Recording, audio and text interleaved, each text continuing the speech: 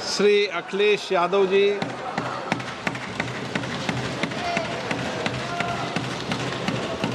अध्यक्ष महोदय, मैं आपका धन्यवाद देना चाहता हूं कि इस महत्वपूर्ण विषय पे मुझे बोलने का मौका दे रहे हैं। मैं अपने साथी माननीय सदस्य गौरव गोगोई जी के से सहमत हूं। बहुत सारे महत्वपूर्ण उन्होंने बिंदु उठाए और अध्यक्ष महोदय,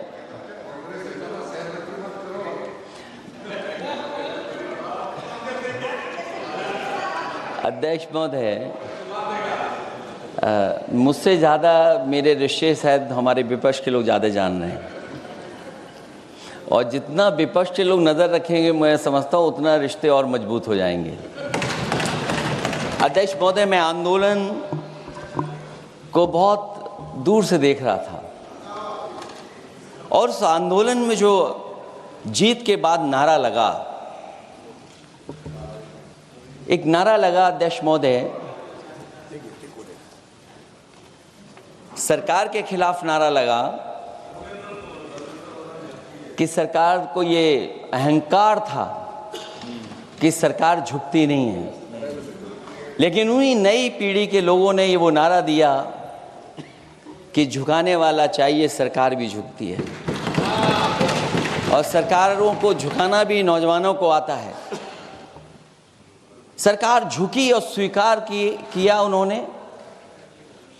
जो करोड़ों नौजवान जो मांग कर रहे थे कि सबसे पहले जो मंत्री जी हैं वो इस्तीफा दें, और बिंदु दूसरे अलग हैं जो हम लोगों को जानकारी में मिल रहा है। अध्यक्ष महोदय, सरकार हर विषय पर स्वीकार किया है, लेकिन पता नहीं अध्यक्ष महोदय ये बात समझ में नहीं आ रही है कि सदन में उन आश्वासनों को क्यों नहीं रख रही है सरकार, जो सहमति बनी है।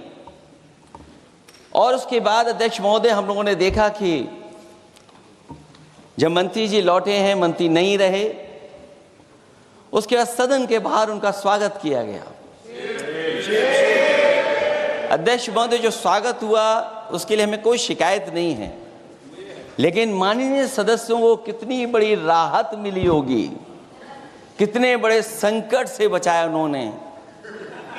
एक प्रधान जी को हटा करके प्रधानमंत्री बचा लिया आपने।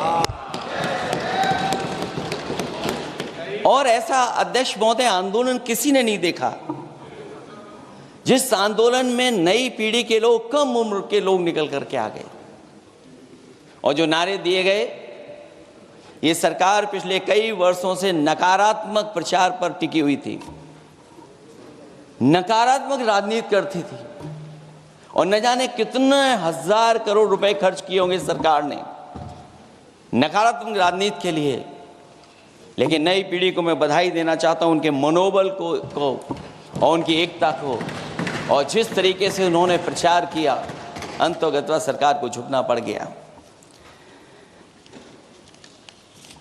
भाजपा वचन नहीं देती, जुमला देती है।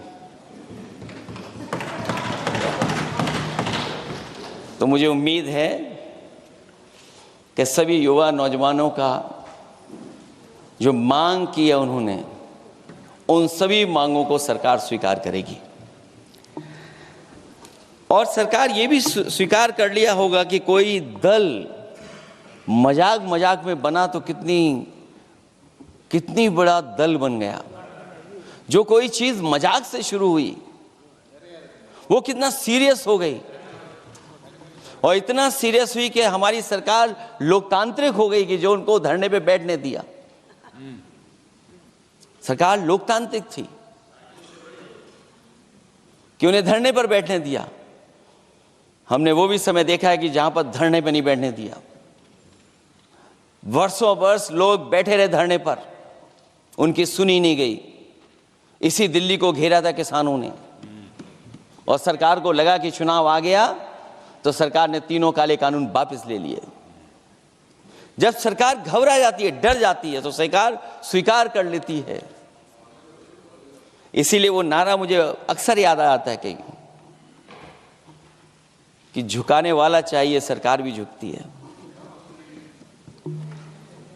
जो विषय लाया गया है कि prevention of unlawful means act, सरकार को कम से कम ये बताना चाहिए था कि 2024 में जब ये लेकर के आए थे तो आज 2026 में कैसे पेपर लीक हो गया। और केवल गिनती के 1-2 पेपर लीक नहीं हुए हैं, ये ऐसा आंदोलन रहा जिसमें माँ बाप और नई पीढ़ी के लोग सब जुड़ गए। अगर हम ये माने कि 20 लाख बच्चों ने परीक्षा लिखी थी और उनके घर परिवार के सदस्यों को हम उसमें जोड़ दें, दादा दादी, माँ बाप और परिवार का कोई सदस्य, तो 5 लोग प्रभावित थे। और 5 गुणा 20, 1 करोड़ लोग नाराज हुए सरकार से। और अक्सर हम पॉलिटिकल लोग हैं, हम लोग जानते हैं जब कभी आंदोलन करते हैं तो कितनी तैयारी करानी पड़ती है, गाड़ियों का इंतजाम, खाने का इंतजाम और इंतजाम। लेकिन ये पहला आंदोलन देखा कि जिसमें माँ बाप भी जुड़ गए और कहा कि जाओ बच्चों आंदोलन करो, हम आपके साथ हैं। ये पहला आंदोलन ऐसा देखने को मिला है। और केवल दिल्ली में नहीं हुआ ये, केवल दिल्ली में नहीं हुआ ये। अगर ये बात गलत है, अगर ये बात अध्यक्ष महोदय गलत लग रही है तो देश के होम मिनिस्टर साहब को ले आइए, वो सब एक्सप्लेन कर देंगे।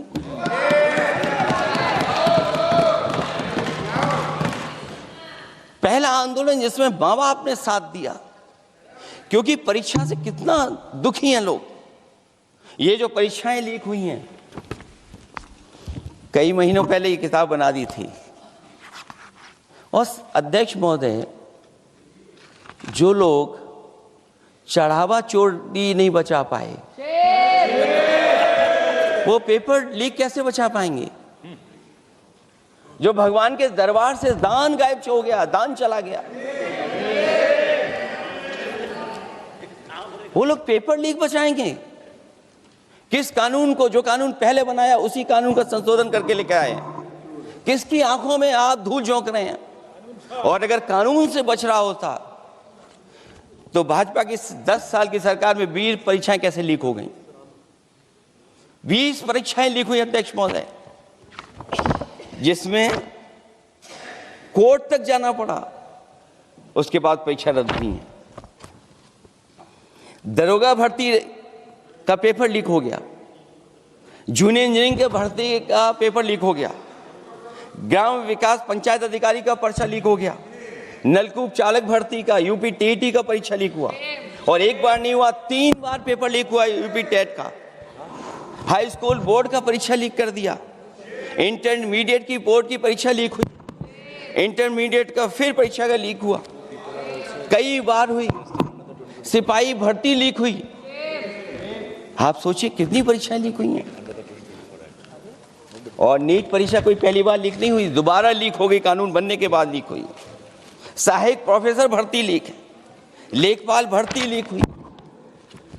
यूपी जैसे स्टेट, जो सबसे बड़ा स्टेट है, जहां से प्रधानमंत्री चुन करके आते हैं, वहां तक पेपर लीक हो जा रहा है।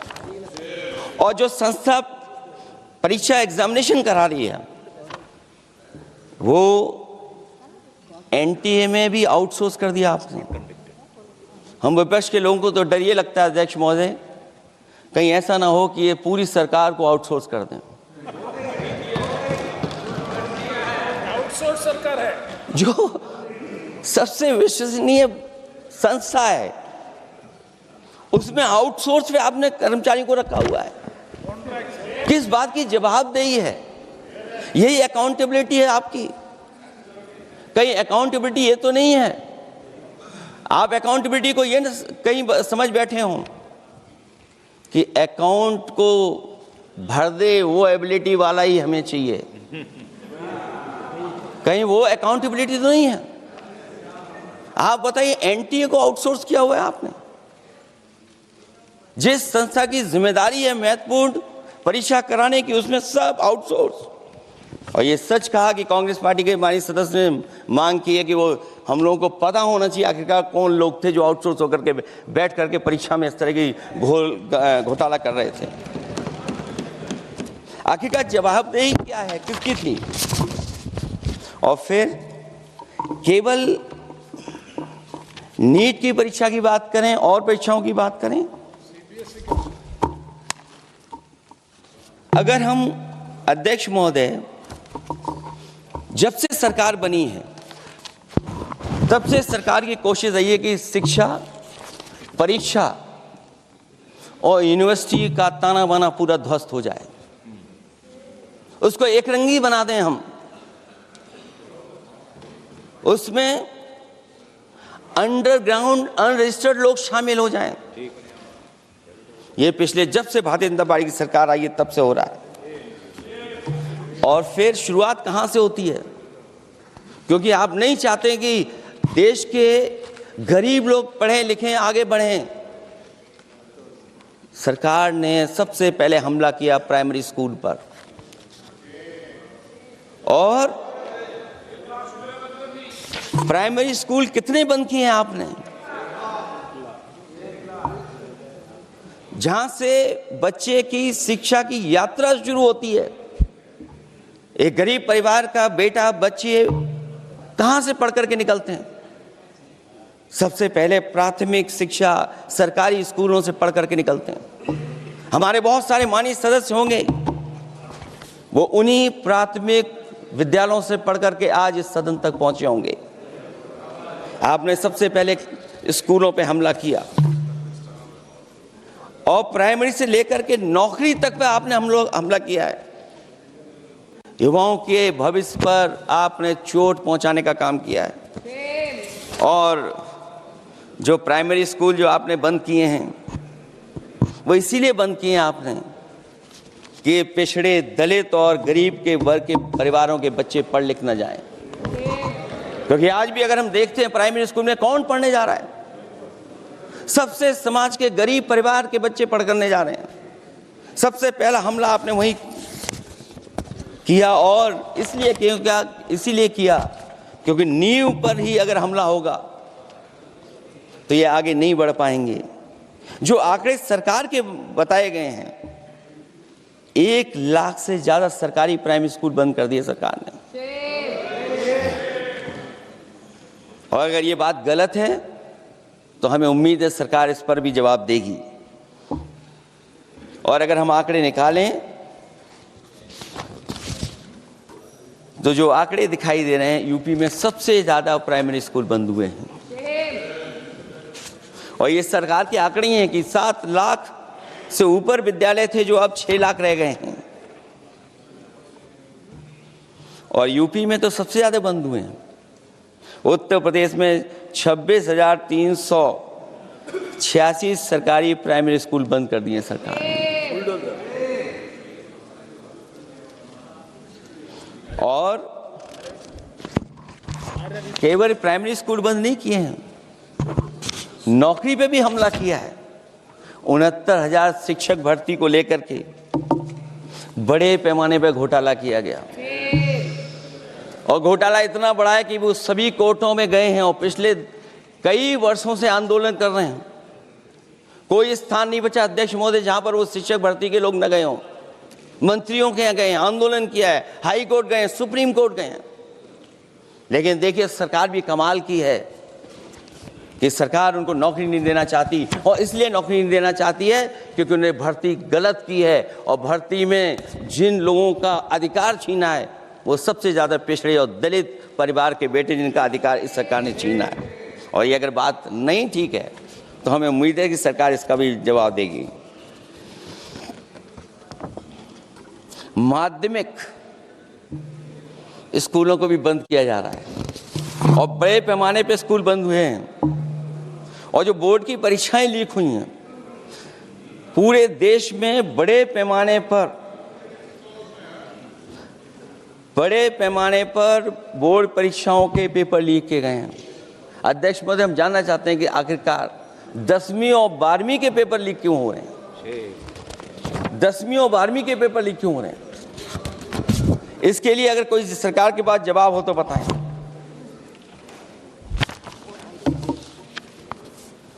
और जो बच्चियों ने जान दी है नीट की परीक्षा में, जब परीक्षा का पेपर लीक हो गया है, अध्यक्ष महोदय, मैं अपनी तरफ से, पार्टी की तरफ से और सभी की तरफ से उन्हें श्रद्धांजलि देता हूं। और हमें उम्मीद है कि सरकार उन बच्चों की मांग मानेगी जिन बच्चों ने ये शर्त रखी है कि उनके परिवार के लोगों को 1 करोड़ मुआवजा दिया जाए। जब उच्च शिक्षा में जिस तरीके से भर्ती हो रही है, अध्यक्ष महोदय, जो उच्च शिक्षा की भर्ती है उसमें जो अपॉइंटमेंट हो रहे हैं उनके बारे में तो क्या चर्चा करें, कि जब संस्था पे सबसे ऊपर बैठा व्यक्ति ही अन्याय करेगा तो पूरी संस्था में अन्याय होगा। जब से ये सरकार आई है, जो बड़ी बड़ी संस्थाएं हैं उन सब संस्थाओं में एक रंगी लोगों को बैठा करके उन संस्थाओं को ध्वस्त करने का काम कर रहे हैं, और न केवल उन संस्थाओं को खराब कर रहे हैं बल्कि अध्यक्ष महोदय, उत्तर प्रदेश में एक स्वतंत्र सेनानी, उनके नाम पर यूनिवर्सिटी बनी, मौलाना जौहर यूनिवर्सिटी। यूनिवर्सिटी बनकर के तैयार हो गई। इन्होंने कोई सरकारी यूनिवर्सिटी नहीं बनाई, और अगर कोई प्राइवेट यूनिवर्सिटी बन भी गई है तो उसको भी हथौड़ा लेकर के तोड़ने की तैयारी कर रहे हैं ये लोग। ये नफरत की राजनीति कहां लेकर के पहुंचा देगी। और जब से बीजेपी की सरकार आई है तब से नफरत की राजनीति और दूसरे लोगों के साथ किस तरह का व्यवहार हो रहा है, उन्हें कहीं भी न्याय तक नहीं दिला पाई सरकार। और जब नौकरी की बात आ जाए तो अध्यक्ष महोदय, अग्निवीर भर्ती में भी जो हर साल में कितनी भर्ती होती थी, कभी 80,000 भर्ती हुआ करती थी, अब भर्ती केवल 10,000 हो पा रही है। आखिरकार अध्यक्ष महोदय, सरकार नौजवानों की पढ़ाई और नौकरी पे हमला क्यों कर रही है, और नौकरी पे हमला क्यों हो रहा है? जब आप ये कहते हैं कि हमारे नौजवान हमारी डेमोग्राफिक डिविडेंड बन करके आए हैं, कहीं यही नौजवान हमारी आपदा न बन जाए, इसके बारे में भी सरकार को सोचना चाहिए। और मैं ये जरूर कहना चाहता हूं कि अध्यक्ष महोदय, अगर शिक्षा अच्छी होगी, परीक्षा सच्ची होगी, तो तरक्की भी पक्की होगी। और ये तरक्की नहीं चाहते हैं, इसीलिए शिक्षा पर और परीक्षा पर हमला कर रहे हैं। मैं इन्हीं शब्दों के साथ अध्यक्ष महोदय आपका धन्यवाद देता हूं। और जो बिल लेकर के आए हैं आप, बिल तो 24 में भी लेकर के आए थे आप, जो 24 में बिल लेकर के आए, तो उसके बाद नीट परीक्षा का पेपर लीक क्यों हो गया, ये आप बता देना मंत्री जी। आपको एक कानून बनाने के बाद दूसरा कानून बनाना पड़ रहा है, ये क्या वजह है? और आपको मंत्री जी का स्वागत इसलिए करना पड़ रहा है कि आपको संकट से बचा लिया। और अगर अखिलेश जी तो समाजवादी है। मैं पूछना चाहता हूँ कि छात्रों का आंदोलन के बाद सरकार उनका बात सुन के पार्लियामेंट में बिल लेके आता है, ये अच्छा है, या जो आंदोलन होता है तो उसको कुचलने के लिए देश में इमरजेंसी लगा देता है, वो अच्छा? आप बता दीजिए।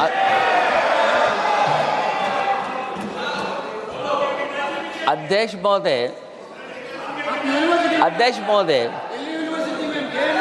अध्यक्ष महोदय, मैं इमरजेंसी को तो नहीं देखा हूँ, लेकिन इमरजेंसी में क्या क्या हुआ है वो अभी दिल्ली की राजधानी में भी देखने को मिल गया है। आंसू के गैस के गोले और लकड़ी में लगा हुआ कुछ कील का और कांटे की चीज़ें, उस समय करंट नहीं लगाया जाता था, इस बार करंट लगाया गया। तो ये इमरजेंसी के बराबर ही हुआ है हमला, कम नहीं है। इमरजेंसी से कम अन्याय नहीं कर रहे हैं आप लोग। और याद करिए अध्यक्ष महोदय, अगर इमरजेंसी इन्हें याद आ गई है, अगर इमरजेंसी अध्यक्ष महोदय ने याद आ गई है, तो इमरजेंसी के बाद भी परिवर्तन हुआ था, और हमें भरोसा है कि इसके बाद भी परिवर्तन होगा। और अध्यक्ष महोदय, मैं आखिरी में कहना चाहता हूं,